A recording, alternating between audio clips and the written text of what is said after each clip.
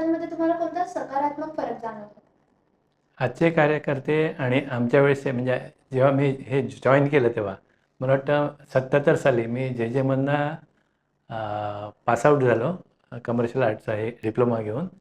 त्याचवेळी आमचं मंडळ स्थापन केलं. त्यावेळेस सगळे कार्यकर्ते सगळे असे म्हणजे उत्स्फूर्तपणे आलेले होते. जे काय होते ते. आणि हे मोजके नुसतं असं टवाळक्या करणारे असे सगळी पोरं आम्ही एकत्र येऊन मंडळ फॉर्म केलं. त्यावेळेस जास्त इतकं काय मोठं डोक्यात नव्हतं. एखादा मजेशीर किंवा अविस्मरणीय प्रसंग सांगाल का?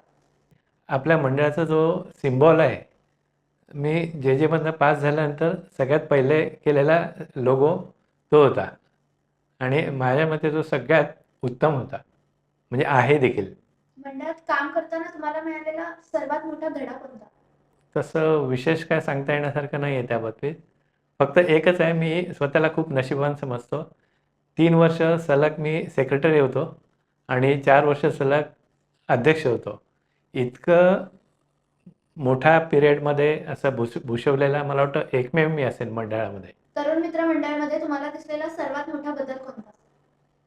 आता जी मुलं जी आहेत, जशी झोकून देऊन एस्पेशली जे झांज पथक आहे ना आपलं ह्याचं, ते खूपच सुंदर आहे. म्हणजे इट्स जस्ट अमेझिंग. आजच्या तरुण कार्यकर्त्यांना तुम्ही कोणता सल्ला द्याल?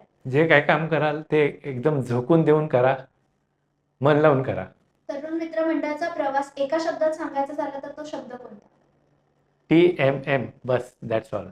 मंडळात काम करताना आलेले सर्वात मोठे आव्हान कोणते होते? तसं असं विशेष तर नव्हतं. फक्त एकच होतं की सुरुवातीला आम्ही जेव्हा मिरवणुका काढायचो त्यावेळेस नुसतं सुरुवाती एकदम पहिल्या वर्षी मला वाटतं थोडंसं धांगडधिंगा टाईप होतं सगळं. म्हणजे अगदीच नसायचा, पण इतकं पाहायचं असं नव्हतं. पण नंतर मग आम्ही ते आमच्यात बदल घडवून शिस्तबद्ध म्हणजे डोंबिवलीतला 1 नंबरचा मंडळ आम्ही तयार केला. गणपती बाप्पांनी मंडळाशी जोडलेली एखादी भावना किंवा आठवण एका वाक्यात सांगाल का? गणपतीमुळेच आमचं सगळं व्यवस्थित झालेलं आहे. इथलं मंडळाचं सगळं. मला आठवतंय, त्या वर्षी मी एक हाती एकटा डेकोरेशन करत होतो. असे ते 2 बॉल बनवले होते. एक ग्रे कलरचा होता, एक कलर्ड होता आणि 5 दिवसांनी गणपती होते आणि मला हार्टचा प्रॉब्लेम सुरू झालेला. एक 25 पावलं जरी चालत गेलं तर असं छाती फुटेल असं माझ्यावर प्रेशर यायचं. डॉक्टरनी बेल्टवर धावडवलं आणि स्ट्रेस टेस्ट केली. तर ते बोलले, "कदम शक्य असेल आजच्या आज तुम्ही ठाण्याला ज्युपिटर हॉस्पिटलला जा आणि तुमची अँजिओग्राफी, अँजिओप्लास्टी करून घ्या. मला रिपोर्ट बघायची गरज नाही आहे." मी जाम घाबरलो. बोललो आता तिकडे गेलो तर काय खरं नाही. गणपती बाप्पा मोरया बोललो. सगळं अंगावर काढलं. परमेश्वर कृपेने ते काही झालं नाही. नंतर मी अँजिओग्राफी केली. ब्लॉकेज सापडले 99%, 90%, 60%.